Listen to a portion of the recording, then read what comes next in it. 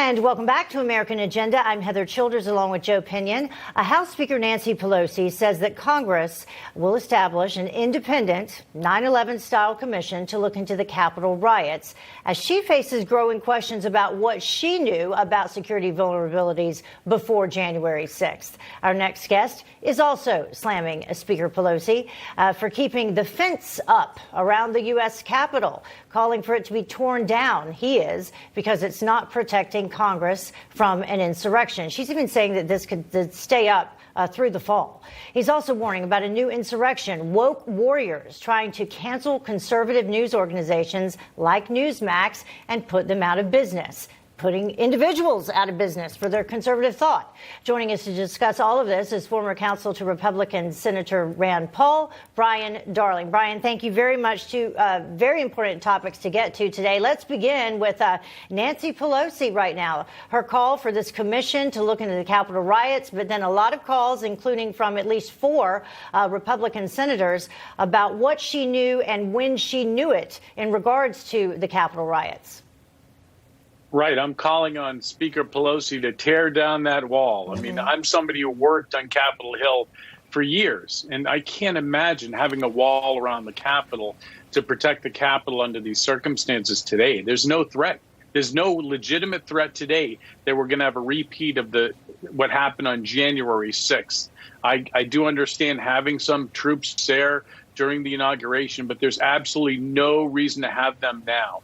And it is hypocrisy when you see that Nancy Pelosi is going to pull together a 9/11 style commission to study this, but yet she's got all these troops surrounding the Capitol, creating a militarized zone and creating the feeling that it's almost like one of those governments, the communist governments we look back on in Berlin, where Reagan said, tear down that wall. And that's a big problem. I think Nancy Pelosi really needs to take a hard look at what she's doing. Well, Brian, to that point, you talk about a 9/11 style commission. I think many of us remember in the aftermath of 9/11 when we started talking about the terror levels were at an orange or a red or a burnt amber. It seems as if that we're reverting to this kind of the theatrics of security, when in reality that still remains to this day, irrespective of the disgraceful display we saw on the 6th, the people's house. And it needs to be viewed not only as accessible, but also needs to be accessible.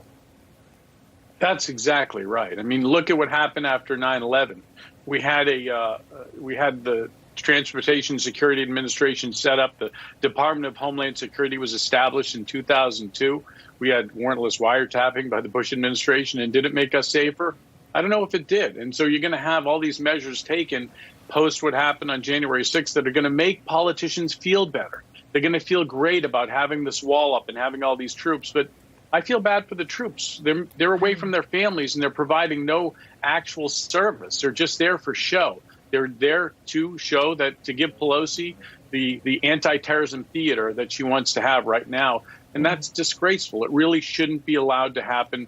And Republicans need to push back and say, just send the troops home. You can have some increased security measures, but let's take the wall down. Yeah, it certainly doesn't look like America. And something else that doesn't look or feel like America is this level of wokeness in our culture now and trying to censor anyone who has different thought than you. And we want to take a look and discuss your newest report card, which is on just that. And we're going to bring everything up here, beginning with Twitter. Discuss with us your findings.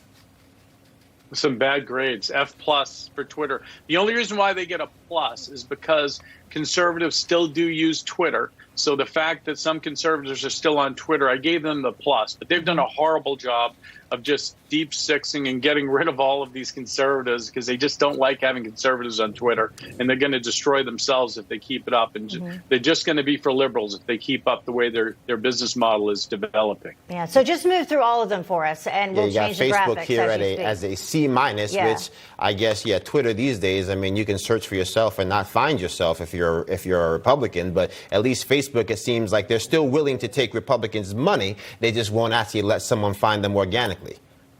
It's so true. I mean, I still use Facebook to see what's going on with family and friends, but kicking Donald Trump off of Facebook was a big problem. That gets him the big C-, and I know that conservatives probably want him to get a D or an F. So I understand that. But I mean, you look at the White House; they get a terrible grade. I mean, they had a situation where they had an individual who worked for them who verbally harassed a female reporter at Politico, and they tried to keep that reporter on because, as we know, the same rules that apply to conservatives do not apply to liberals. So they tried to give them a hall pass on that, but it didn't work out. And the woke left, I gave them an F. I mean, the woke left is out to get us. They want to get Newsmax. They want to get Fox. They want to get One American News. They want to get all conservatives wiped off of cable news and satellite for the purposes of just having the voices that they agree with. They like having CNN and MSNBC as the only voices because that will lead to more unanimity, and they won't have to listen to the people they disagree with. They really hate having